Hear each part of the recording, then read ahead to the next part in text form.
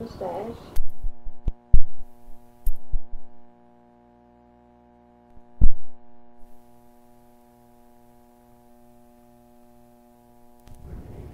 I always remember my father being gray, and he was bald-headed, and he used to wear a mustache. But later years, he shaved that off, and he was very. I always considered him quite a stern father. You had to mind that he really expected his family's mind. And he was fair, and he was honest, and he was honorable, and he was ambitious. He was run a store in Moreland, and then it was just a little one-room deal, and then he went to town to work and rented the store out. And while he was working in town, the store burned down, and so then after he worked in town for several years, when I was 10, we lived in town for a year. But he'd drive back and forth, and he decided that it was too much, and he had a brother-in-law who came from Canada and went in business with him, and that's where they got the store, Lindsay Welker. And it was my uncle, Ed Welker, that went in with him. And I don't remember my mother, and we never had a picture of her, because she died when I was 9 months old of typhoid fever. And Dad had had typhoid fever the year previous. In the early days of Moreland, of course, the water situation wasn't very good. They drank the water from the canals, and that's how there was an awful lot of typhoid at that time.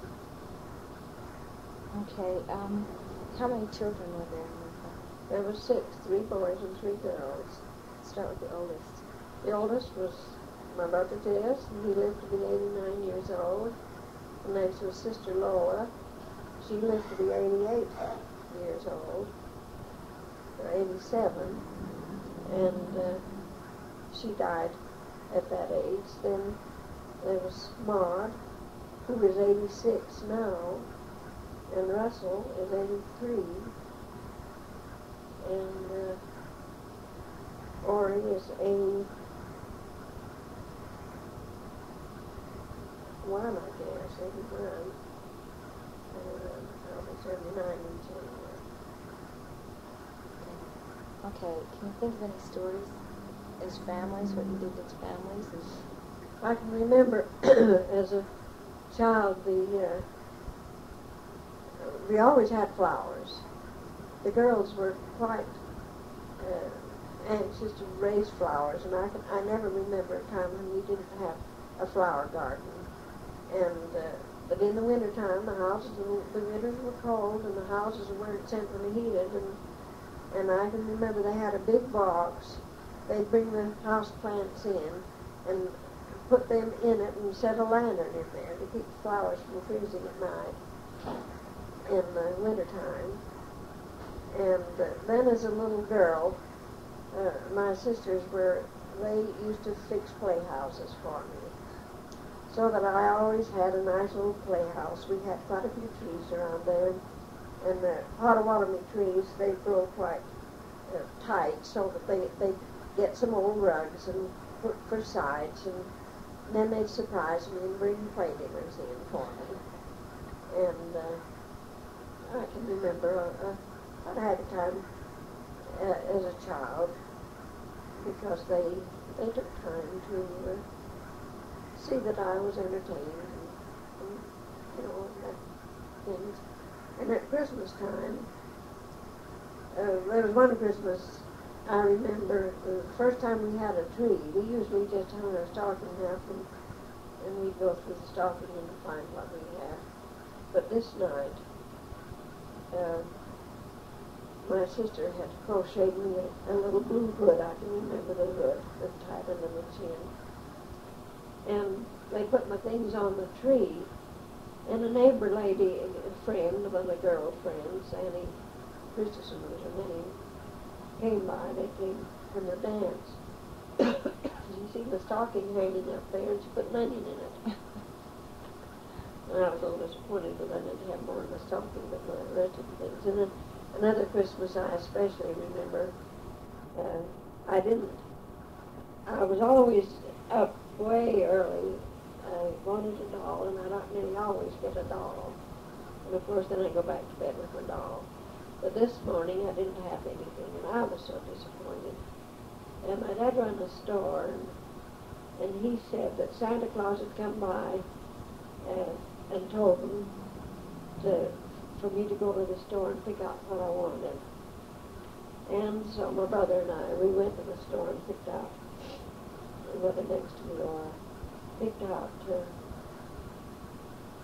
I think I probably got a doll because that was what I had to have every Christmas. And then brother and I always quarreled because we picked out a storybook each, and he always said his book was the best because it had one in that was a true story. So we quarreled about that. And the Christmas I was 10, just before I was 10, I was 10 in January, which is just the Christmas before. I had heard my sister say that my stepmother had got a doll at the store where my dad and sister was working. It was Blackfoot Bird. And she had dropped it and broke the head. And I was so disappointed. I'd overheard them talking, and I thought I wouldn't get a doll, that my doll was broken. But I was sure happy I got a doll instead of another head. And so I got my doll. Okay. Where did you live? I lived in Moreland. And we lived there from the time I was born until I had been married 17 years. Then we moved to Riverside. And it's Riverside Thomas by the year now, so that we did live in Blackfoot just 1 year. But we moved back to Moreland. My dad was bishop of the Moreland Ward for 20 years. And then when we moved to town, he was released. But we moved there, and he was working in the store. Well, what were your family circumstances like when you were growing up?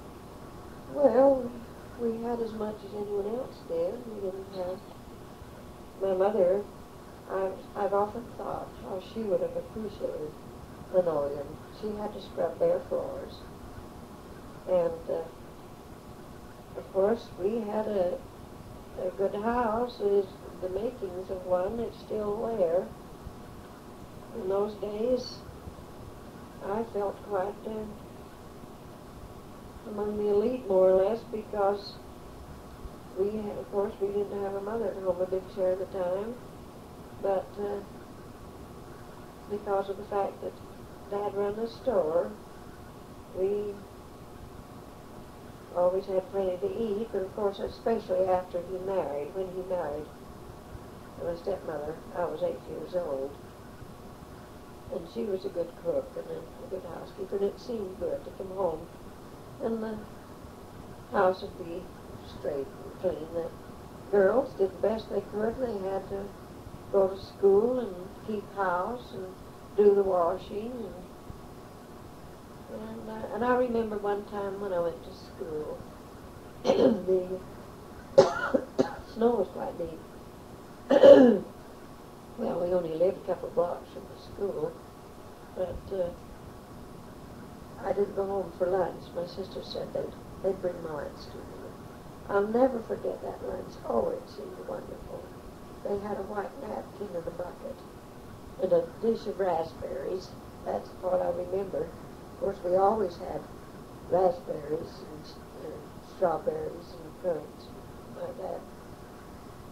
We took pride in growing everything. We had, at one time, I counted, I think there was about 17 different varieties of apples.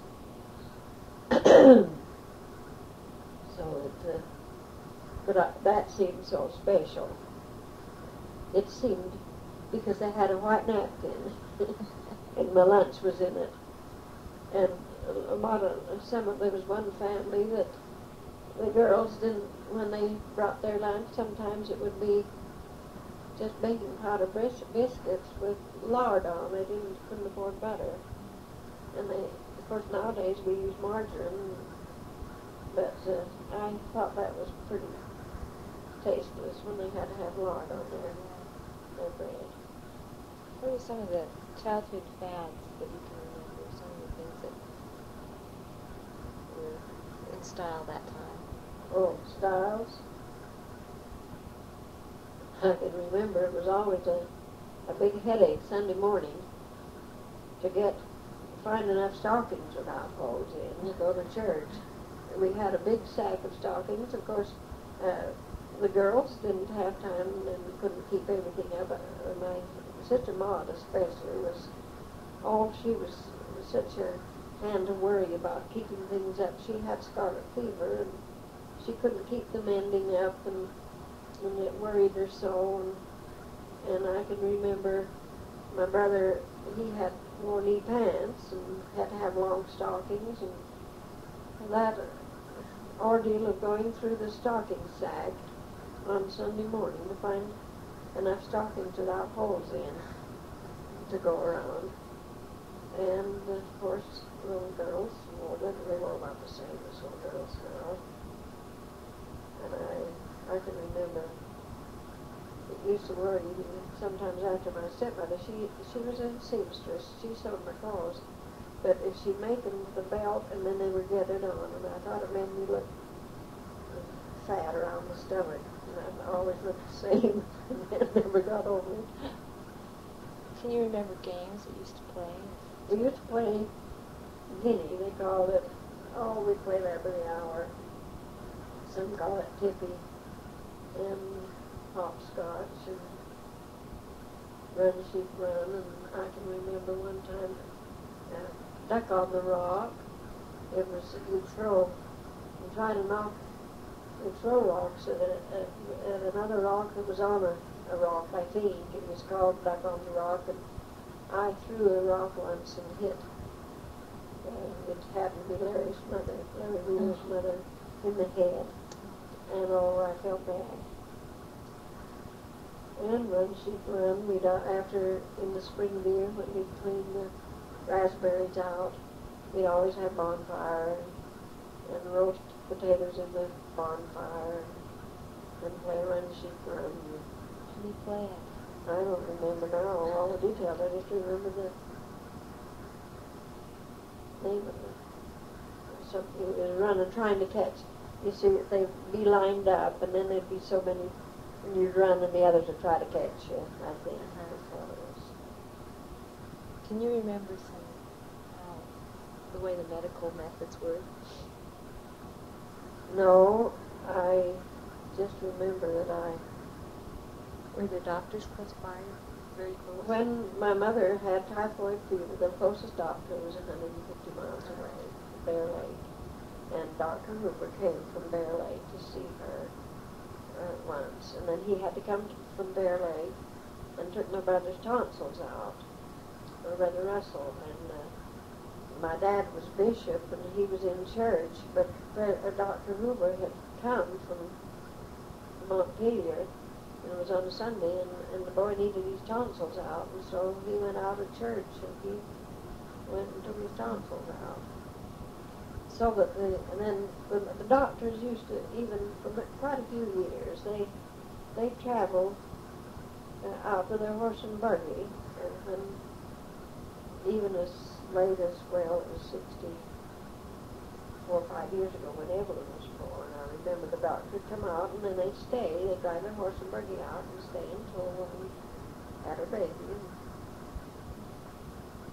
So it was quite different. Yeah. What kind of work experience did you have as far as? The first work where I earned any money, I was so thrilled. I earned $2. I got 25 cents a day for tending children while there was Andrew Benson's wife. She picked raspberries, and she had two little kids, Ammon and Lonita, and I tended them. while she picked berries, and I got 25 cents a day, and I did it for 8 days, and I had $2. I was over there. But otherwise, I didn't work out like a lot of the young. I used to, boys to get, they'd pay me just a few cents and roll and weed the garden so they could work in the beets and make some money. And my experience of working in the beets, I worked 2 days in my life trying to thin beets. One day, 1 year, and then one day the next. And the 1 year I made $1.30, and the next year I made 45 cents. And my brother gave me a nickel to make it 50. So that was my work experience until, of course, when I was a young lady, I worked clerked in the store, in my dad's store, and I worked there quite a bit. Okay, what kind of social life was there in the area? There used to be, I thought of it so much. We didn't have so much entertainment, but we did have good entertainment. There was mostly home dramatics, so there was a lot of good shows put on. And by the townspeople, and it was quite an event. They had a lot of home dramatics. It was part of the mutual program. Then we had, once in a while, there was a stock company came through, and they didn't have a booking anywhere like Blackfoot, and they had a free night, and they'd come out in Moreland, and we had some fairly good entertainment, and we'd go to Blackfoot. I remember we made a trip to Blackfoot one time on a horse with kind of a white top or a Surrey, and to see a motion picture of Brigham Young. It was mostly slides, still life-like. It wasn't a motion picture, and there was no talking. But I'll never forget that. That was quite an event. And then there was, we went when Emma Lucy Gates came there. She was a very fine singer, and of course that was when we were older. But our entertainment wasn't very, there wasn't too much, but it was good. We always had good entertainment. We always had good books at home. Dad, of course, being bishop, he subscribed for all the church magazines, and we had a lot of good reading material. So that it was, we had opportunities to learn. Were there a lot of religious activities too through your? Well, I started teaching in primary before I was out of primary. By the time I was out, they used to go to primary till I was 14 then. And before I was out of primary, I was a teacher in primary. And from then on, I taught in primary, and I taught in Sunday school, and I taught in mutual.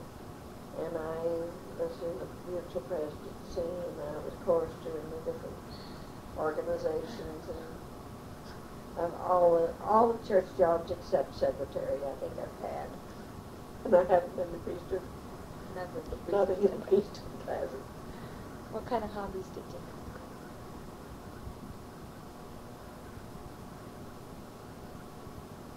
I can't remember. I learned to crochet quite young, and mutual, in the mutual then, they had one lesson, I don't know, it was just one lesson a month, but it was on fancy work. And they used to have they called them field days, and they displayed the fancy work, and I took a prize on a second, I think it was second prize, Red Ribbon would be the second, on some needlework I had done. And I learned to crochet and did embroidery. And I started in young on the piano, and maybe you'd have to bribe me to get me to practice. But my father used to play it was fiddle, play for the dances, and my older brother played the chord for him, and they played for the dances around for many years. And he taught me to chord on the piano with just one finger. But I got so I could chord real good, I could feel the harmony. And of course then I had a chance to take piano lessons. Dad had the first piano in Moreland, and I can remember it had red silk at the back, like these scroll work, and I could stick my finger through and break it. That silk is rotted. But nevertheless, I had an opportunity, and I enjoyed. But I didn't get to take too often. Our music teacher came out. He'd drive out with a horse and buggy from Blackfoot and give lessons. And he stopped our place for dinner, and then give lessons on his way back as he went through Groveland. And I didn't get to take too long. I took Lester Belknap's wife, her, a few series of lessons, and then I did get to take from Mr. Clyde, and Jennie and I used to go in together. How much did you pay per lesson? Well, I think we had to pay 75 cents a lesson when he came out to our place. But Mr. Clyde, I believe it was $1.50 we paid Mr. Clyde. Of course, he was very good, and he came down from Ashton. He was originally from Salt Lake, but he lived in Ashton, I think, he was teaching. How far did you go in school? How was school? School in the early days of Moline was something again.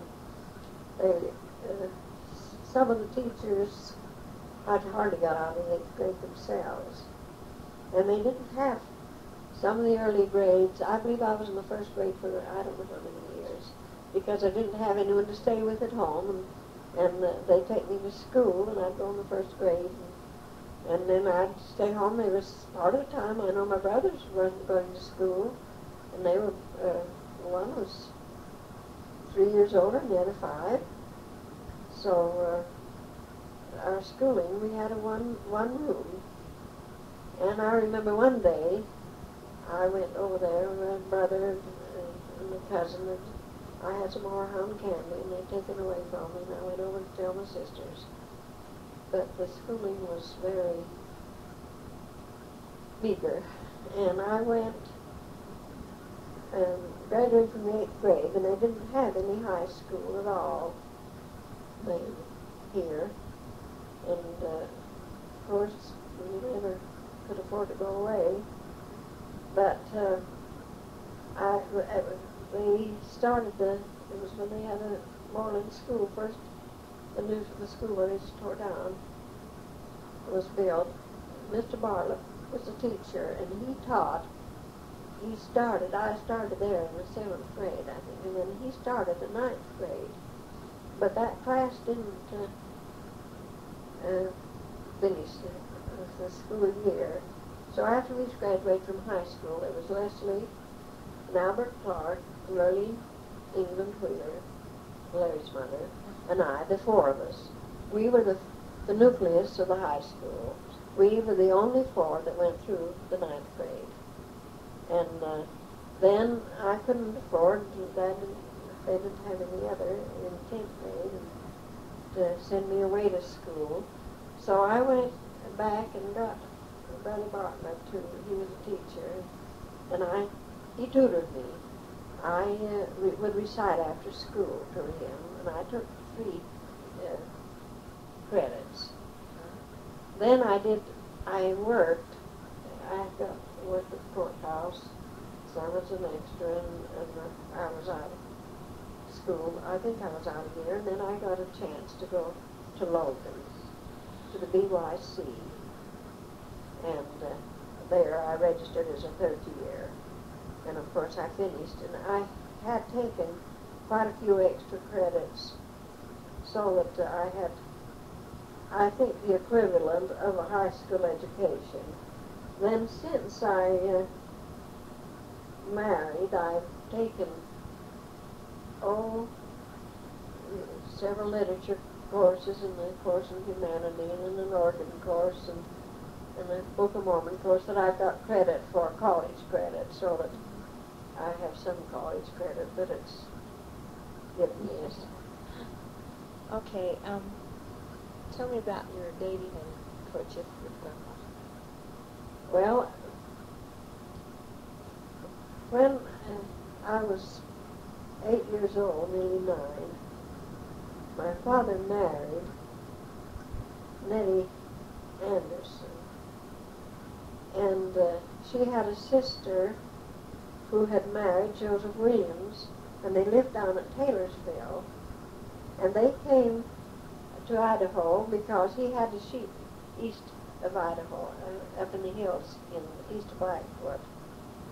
And he was away a lot with the sheep, and so they came up here and stayed. They were here, I believe, about 6 weeks. And Leslie came. He was 10 then, I think, 9 or 10, because he'd be a year older than I was. Yeah, that summer he was 10, and I was 9 that next summer. And I was talking to him the other night about it.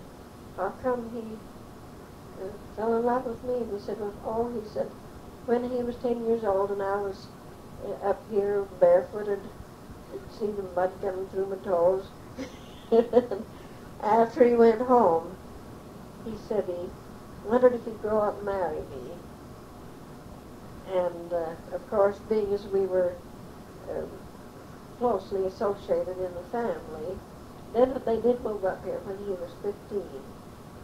And, of course, for a while, at that age, I was a year younger, and he hardly looked at me. But he dated other girls, and I always liked him. But finally, I was 16, I believe, when we had our first date. I had dated other fellows around town. Ray Lundquist, have been very good friends along with us all through the years. And of course, he later fell madly in love with Leslie's sister Delpha. But nevertheless, I could have had him, but I couldn't see anyone for Leslie. And yet he was so unattentive. He'd take me to church Sunday nights, but he'd always go to the dance Saturday night and never take me. But he finally made it. How old were you? I was nearly 20, and he was nearly 21. He was less than he wasn't 21 until March, and we were married in October. So he had to have his father's consent. And I was married in October and would have been 20 in January. So you were married in 1970. 59 years. Okay, tell me about the children. Well, we've been married about 8 years, and we haven't had any family. We had applied for adoption, to adopt. But it was quite a thrill when we got word that there was a baby that we could get. William, he was finally named Way. His father, he was originally named William Frank, down at Twin Falls. And it was quite a thrill when we got him. And how old was he? He was 7 weeks old. And he had been a cesarean birth, and they kept him in the hospital. He lost weight. The food didn't agree with him that, so they kept him there long and let him out for adoption. Then 4 years later, we were able to get a little girl. And she was 4 weeks old, and she weighed 8 pounds. She seemed so tiny. It was when they brought their Maryland. She was about 9 months older than Gwen, and she had me tender while they went to town. We was living on the road they had to pass. And when they put her on my lap, I thought she was deformed because she looked big. Because Gwen was tiny, she was only 8 pounds. And I thought, oh boy, her head, she's deformed. But tell me about your married life. Well, we've had a lot of experience with trailing around in sheep camp, and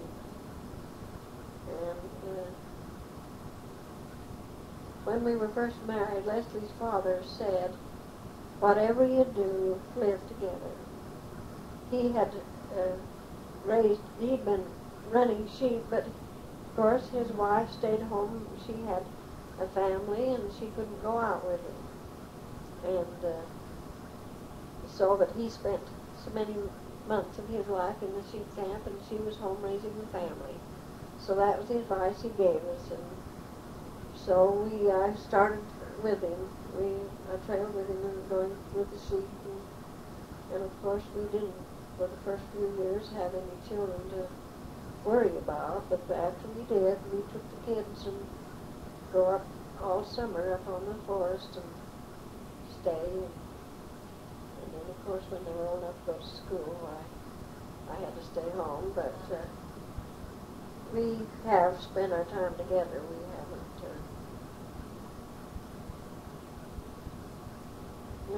that helps to keep your marriage together. Tell me about the characteristics of the children. Well, Bill, any time of the day or night that you'd want to wake him up to take him, he'd come up. Never make a fuss. And we'd sometimes early in the morning we'd have to go to the sheep or go. And I remember one time I used to go pick raspberries, and we'd go as soon as it was daylight enough to go. And about the first words he had learned, he'd say, "Gimme gum." But that morning when I woke him up to take him so I could pick raspberries, at first I used to set him in a high chair at the end of the patch. And then he got old enough that he'd kind of play around. But that morning he says, "Give me sleep." He was asleep. But when you'd wake her up and she'd come up fighting, she was more feisty than Bill was. He was always. I'll never forget one time we were coming down. It was late in the fall. It was quite cold. We were bringing some sheep, and we were coming down over the divide to the reservation with them. It was just a small little bunch of bugs, and I can just see him stand at the campfire, warming his hands. He was so cute. He was 4 when we got Gwen, so he was under 4 because we didn't have her then. He was 2 or 3 years old. And as a little guy, we used to take him when we'd drive the lambs. And of course, we'd have to drive the lambs about 40 miles to the railroad when we shipped them in the fall. And this one fall, it was in his glee, and because he was little, he was only a couple of years old, and it would scare the sheep boy, and they'd fix some tin cans on a wire, and he'd shake them and run along, and he could get those sheep to move. And because he was just short, he'd be right in among them.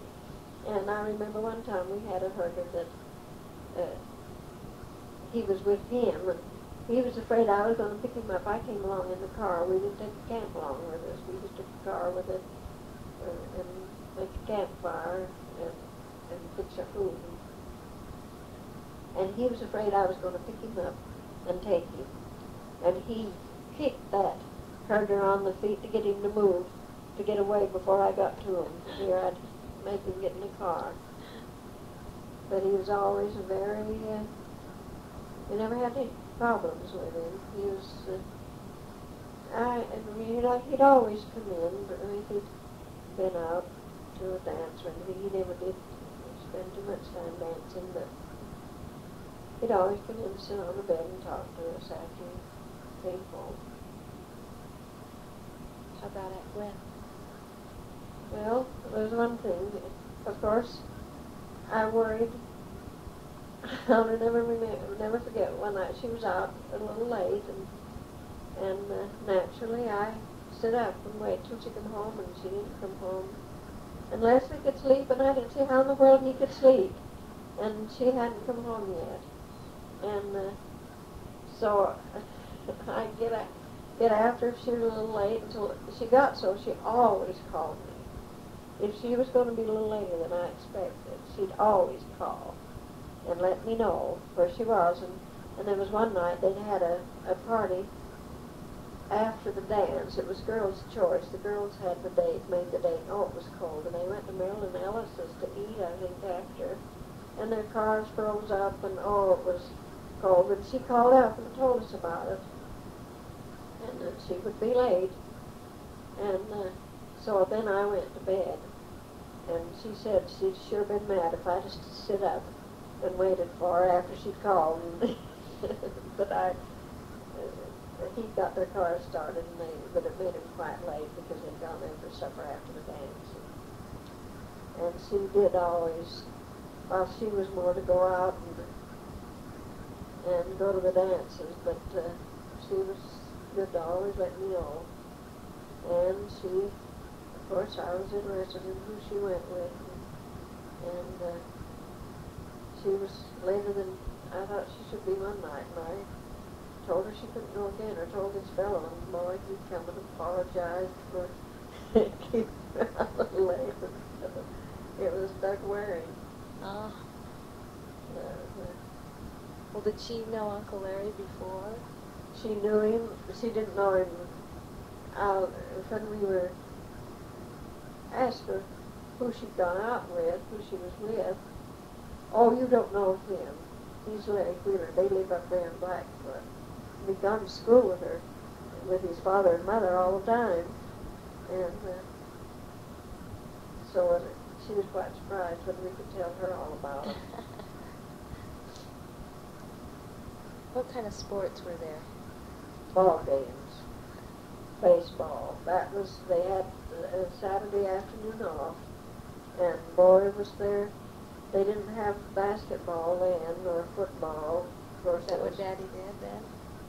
Well, no, he didn't, he never played much. He never was for sports. He was good at, I don't think he'd go across the street to see a football, basketball, or boxing. Grandpa was always interested in, and he wasn't too interested in horses so much. Grandpa was, but he was quite interested in, we did have radio when he was little, growing up, and he, listen to there, that's a certain instrument, and there's a certain instrument. On Saturday, they'd have kind of opera and a good music program, and he'd pick out the different instruments it was playing and call your attention to it. He was always interested in music. Okay, how did, while you're living through the Depression, what was those years like for your family? Well, when Gwen was a baby, she was under a year old. It was when the Depression was on, quite bad, and she learned to walk. We got a great big box from the store that they had to get dry goods in, and I put a quilt in there. We only heated one room, and that was the kitchen. So that, and it was quite cold, and she couldn't be down on the floor, and I put a quilt in there, and she learned to walk around that box, and that was, I remember, she was a year old, and there's where she learned to walk. And when she was a baby, we didn't have electricity for neither one of them. I'd have to get up in the night to feed them their bottle. I'd have to light a lamp, and I generally would leave the stove hot when I go to bed, and a kettle full of boiling water, so that it'd be warm enough I could warm the bottle in it when they woke up in the middle of the night. And we didn't go out and get wood to the lathers, and we didn't. I know that one winter we only kept one room warm,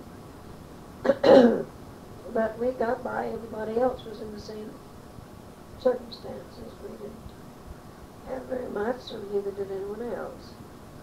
And we always had a home to live in. I got it when we were first married.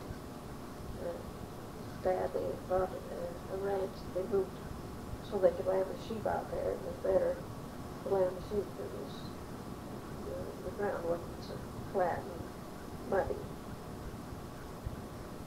And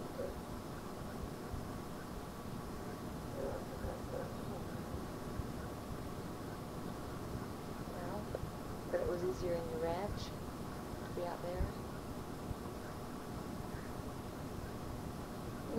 The house was about 3/4 of a mile from the road, and the